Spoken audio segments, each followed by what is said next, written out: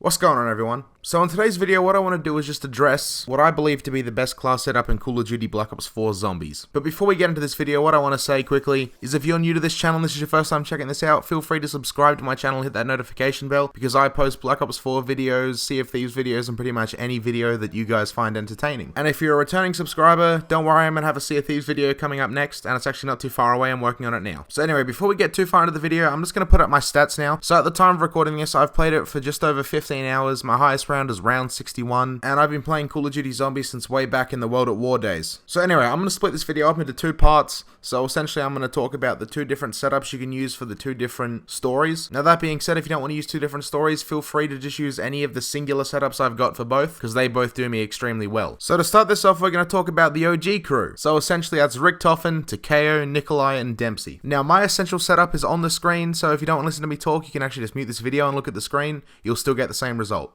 So what I use is fairly simple. I use Electric Burst, which is essentially Electric Cherry, PhD Slider, which is a slowed down, longer cooldown version of PhD Flopper, Dying Wish, which essentially when you're about to die, it shoots off this burst and saves you, and Stamina Up, which has been in the last few Call of Duties, that hasn't changed at all. Now there's actually a reason why I run these in these specific orders. So the reason I have Electric Burst first, which is actually different from a lot of other people, is because I find myself reloading a lot in the early rounds, and especially when playing Blood of the Dead or Classified, which is also 5, I find it a lot easier, especially on Blood of the Dead when you're running up that little walkway, to use Electric Cherry just for that extra backup. Now the reason I run PhD Slider next is because that is essentially your fallback, so if you find yourself trapped, all you need to do is slide and you can get yourself out of that situation pretty easily. Now Stamina Up and Dying Wish can actually be in any order. I just like to run it in this order because I think that Dying Wish actually looks good in this perk machine, but there's no real reason to my method why I actually do that. Now you may be surprised as to why I don't have Quick Revive on there, is because that doesn't really do anything unless you're playing with other people, and of course I'm not running Jug because unfortunately Jug is not actually in this game. Now my wonder weapon is always the Ragnaroks because they are the most overpowered things in my opinion. Following that, it's a Claymore. If not, I'd use the Sentry Gun, but you unlock the Sentry Gun a lot later than you do the Claymore, so for the sake of this video, I've got the Claymore down. And I like to run the Strife because that is the most powerful pistol in the long run.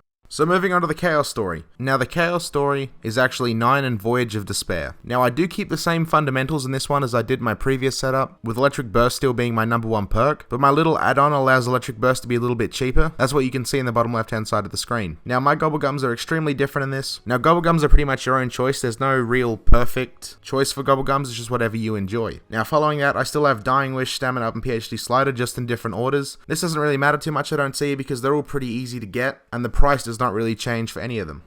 And my start gun is very different. For this one, I actually use a compact submachine gun because I find that to be useful up until round 7 or 8. I can get around pretty well without getting another gun except for my spawning sub. My grenade, I use the Wraith Fire, and what that essentially does is burns all the zombies around you. It's really great for reviving people, and you can't get hurt by this flame, which makes it even better. And my weapon is actually the Viper and Dragons. Now this is actually a sword and a shotgun. This is extremely powerful for all the mini bosses and just clearing the waves. So keeping this video as short as I can so I don't really waste your time, that's pretty much been the video.